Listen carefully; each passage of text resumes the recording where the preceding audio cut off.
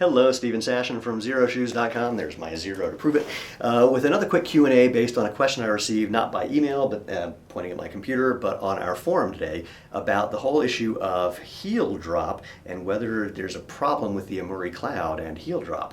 We'll find out in just a second. But first, let's talk about what this whole drop thing means and some misconceptions about it. If you were standing on a smooth, level, flat surface, your heel would be at the same level as the ball of your foot. Kind of obvious. Running shoes change that, and they make it so that you're running on a sort of unnatural surface because they've got this big heel lift, most of them. In fact, this is a relatively low amount of heel lift compared to a lot of shoes, but you can see if I put this on a smooth surface, the heel is higher than the ball of the foot. In fact, if you looked on the inside at the insole of this, you'd see there's even more padding on the heel, and that creates more problem. The reason that this was done was to, well, basically give you padding so that when you land on your heel, it's trying to reduce the forces that you're dealing with. It does the exact opposite, ironically, and that's a topic for a whole other video. Suffice it to say, the major shoe companies are now offering products with less drop, sometimes no drop, and they're advertising that as a really big benefit. So let's talk about the misconceptions of that. The big shoe companies have been using the language of barefoot and true minimalism for products that are not even remotely close. So they'll talk about a zero drop product, but they'll still have an inch and a half of foam between you and the ground. Very much not natural.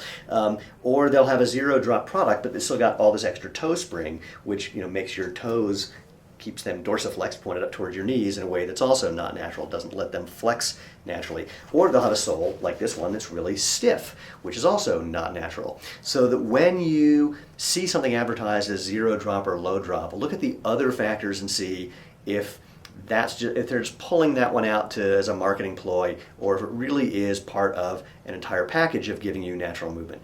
I'll tell you in advance, there are very few, frankly, if any, shoes that really simulate being barefoot by giving you zero drop, low padding, a flexible sole, and no excessive arch support and no excessive toe spring. You're going to have a tough time finding it, to be honest. Now, how does this relate to Xero shoes? So here's one of our Amuri Clouds. What size is this? Geez, it's a 13. And what we have it's zero drop. I mean, it's just the same thickness of our Field True rubber, the only rubber designed specifically for barefoot style sandals. Really flexible, really durable, has our 5,000 mile warranty. The Cloud has 6 mil of our foam, of our Field True rubber, with 3 mil of bare foam laid on the inside to give you a little bit of extra comfort and a different feel of protection. Now the question came saying, hey, I've been wearing these for a while and I love them, but I've noticed that the foam is compressing a little bit. And yep, that's what happens. Foam compresses. If it didn't compress, it would be called rubber, or something harder than that. If you look at other sandals, other running sandals, you'll see many of them are made out of blown rubber, which compresses even more and can create very interesting differences in height across your foot based on where pressure is. But we're not going to get into that at the moment. The question is simply, what happens when this compresses, and is it a problem?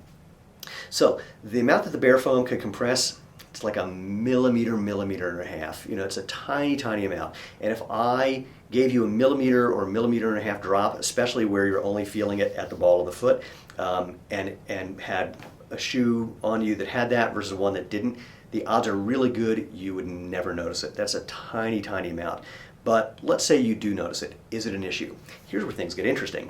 It is an issue if you're a heel-striking runner, or it could be an issue if you're a heel-striking runner in a thing with a lot of padding and a stiff sole, etc., etc.